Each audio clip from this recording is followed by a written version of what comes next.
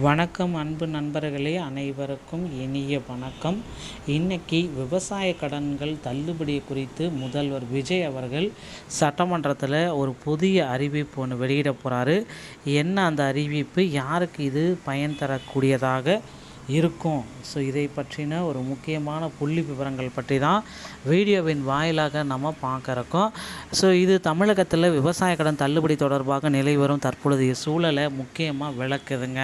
தற்போதைய சூழல் அப்படின்னு நம்ம பார்க்குறப்ப 75,000 ரூபாய் வரையிலான கடன்கள் முழுமையாக ரத்து செய்யப்படும் என்ற அறிவிப்பு தமிழகத்தில் இருக்கிறது. ஸோ முதற்கட்டமாக பார்த்தீங்கன்னா இதில் 5 ஏக்கருக்கு கீழ் உள்ளவர்களுக்கு முழு தள்ளுபடி கிடைக்கும் எதிர்பார்க்கப்பட்ட நிலையில் தற்பொழுது குளறுபடிகளால் வெறும் தள்ளுபடி அப்படின்றது ரொம்ப தேர்தல் வாக்குறுதிகளில் குறிப்பிட்ட மாதிரி தள்ளுபடி கிடைக்கவே இல்லை. நிறைய போராட்டக்காரர்கள் போராடிட்டு இருக்காங்க. மேலும் நகைக்கடன் தள்ளுபடி குறித்து சில ஆரம்பகட்ட வதந்திகளும் உள்ளன. பட்டியல் தகுதியானவர்களுக்கு உண்டான பட்டியலை விரைவில் வெளியிட போகிறதாகவும் தகவல் வந்திருக்குங்க. ஸோ திட்டத்தினுடைய தற்பொழுதைய நிலை 14.43 லட்சம் பயன்பெறும் விவசாயிகள் இதில் இருக்காங்க. கூட்டுறவு வங்கிகள், தொடக்க வேளாண் கடன் சங்கங்கள் மட்டுமே இதில் செயல்பாட்டில் அடங்கும். 75,000 முழு தள்ளுபடி உச்சவரம்பு அப்படின்றத கொடுக்குறாங்க. ஸோ முதற்கட்டமாக 75,000 வரை உள்ள பயிர்க்கடன்கள் சிறு மற்றும் குறு விவசாயிகளுக்கு 100% தள்ளுபடி. 75,000க்கு மேலே உள்ள முன்பு 1 லட்சத்துக்கு மேலே இருந்தால் 5,000, ஆனால் இப்போ பார்த்திங்கன்னா அதை சேஞ்ச் பண்ணி 35,000 அப்படின்றத மாற்றிருக்காங்க. ஸோ எதிர்பார்ப்பு மற்றும் உண்மையான தகவல் வாக்குறுதி பார்த்திங்கன்னா 5 ஏக்கருக்கு உட்பட்டு 100%, 5 ஏக்கருக்கு மேலே 50%. நிலத்தின் அளவை விட நிலத்தின் அளவு 75 நிர்ணயம். சிறு மற்றும் குறு விவசாயிகளுக்கு மட்டுமே இதில் பலன். நிலவமும் விவசாயிகளுடைய போராட்டம். 2021ஆம் ஆண்டு தள்ளுபடியின் ஒப்பீடுகளில் தற்பொழுது நிதி ஒதுக்கீடு குறைவு என சுட்டிக்காட்டப்பட்டிருக்கு.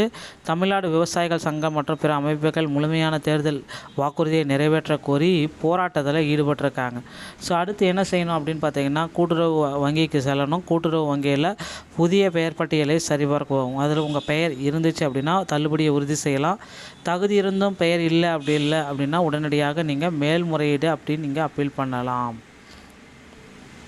ஸோ அடுத்தடுத்து என்ன வரும் அப்படின்னு பார்த்தீங்கன்னா, கூட்டுறவு வங்கிகளில் 5 சவரன் வரையிலான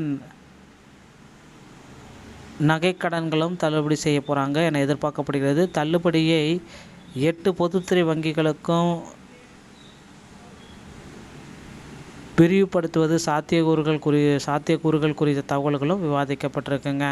ஸோ இதில் பார்த்திங்கன்னா விவசாயிகளுக்கு நன்மை செய்யக்கூடிய செய்தியாக விரைவில் வர இருக்குது. விவசாயிகளுடைய நிலைப்பாடு அடுத்த கட்ட நிகழ்விற்கு விவசாயிகளை கொண்டு போகிறாங்க.